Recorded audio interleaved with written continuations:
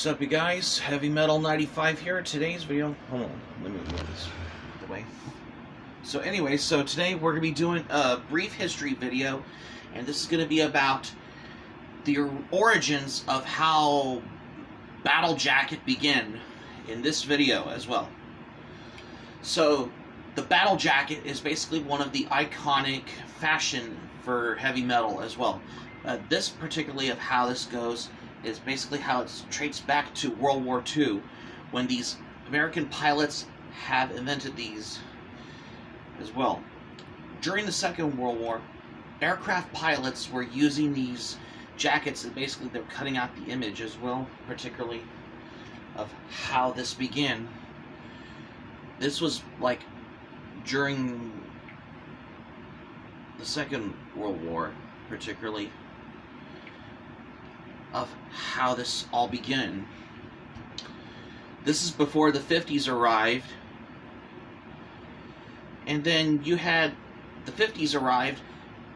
You had these motorcycle clubs, as well as every certain one of them, particularly as in your face type motorcycle club jackets, and that's particularly of how it's started the whole origin of what the Battle Jacket is. Then you had like these different arrivals, like the mods and the ruckers in the 1960s. Like the mods were basically had these Italian scooters. However, the ruckers, on the other hand, basically had like these traditional like motorcycle ones as well. Particularly, they basically have how they wanted to cut out the image of this, whether it's a motorcycle club thing, and you had like how this whole fashion of this as well, how this traits of creative work of how the testimony two or less than the satisfactory like this. The ruckers on there, this is your typical thing as your modern thing of how all Battle Jacket become, but this is how inspired by rock and roll and the Teddy Boy Club thing. But this is before heavy metal and battle jackets weren't invented just yet. This was going all trading wing during the 60s. Once the 60s were over, though, this all had arrived. What the typical type of the fashion for what the Battle Jacket has gone into another fashion like this, of how this is involved with the more angrier, more raw power music. Punk had arrived, particularly with their traits, like with their leather jackets, as well as by using like studs, safety pins, and all other things like that. Particularly on the whole, like they didn't have to buy one, so they had to use their own DIY thing on the whole imagination of how they wanted to start. Unlike the music, though, the punk fashion is a lot more different, as more uncommon, as given the finger to the fashion, to the modern fashion as well. That's how it's happening in Britain, as most specifically in the United Kingdom during the 70s as well. And this is before how this all has arrived. However, as for the metal, this has traded back for what the Battle Jackets were as well. That's like most specifically for the metal music. On the other hand, bands like Black Sabbath, who are typical progressive rock band, but they bring in the darkest heavy riffs on there, particularly is how this all has begun and started becoming a thing for this as well.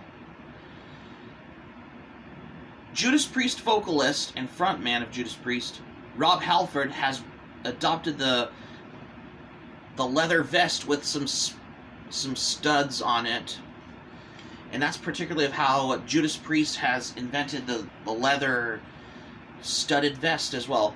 This is before the arrival of patches on a denim cutoff vest arrived. It was becoming a thing as well.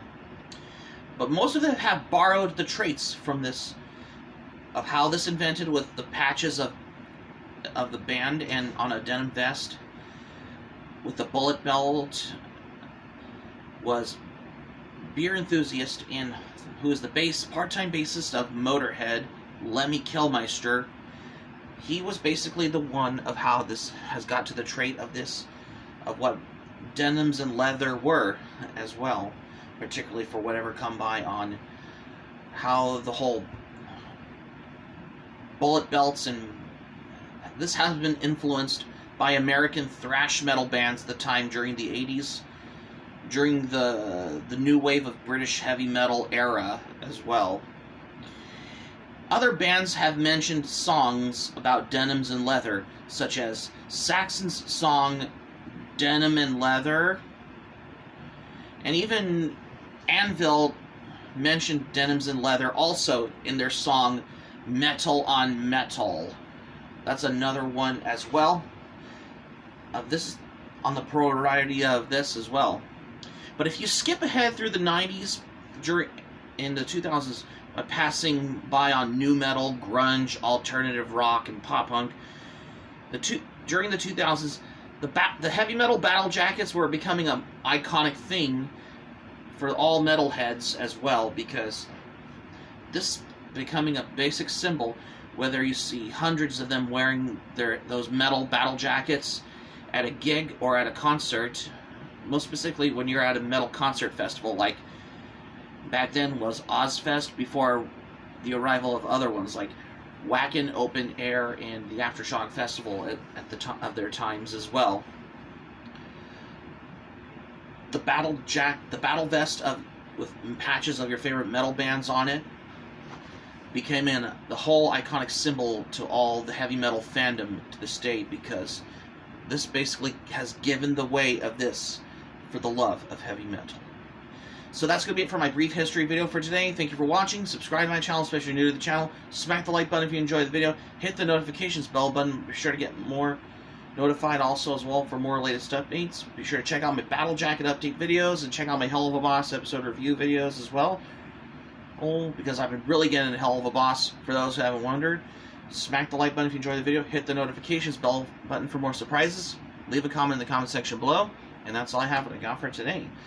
This is Heavy Metal 95 saying thank you for watching that video, and I'm glad you liked it. Hope you enjoy it. Hope to see you soon for the next video. Be sure to stay safe and stay healthy. Hope you all have a great day.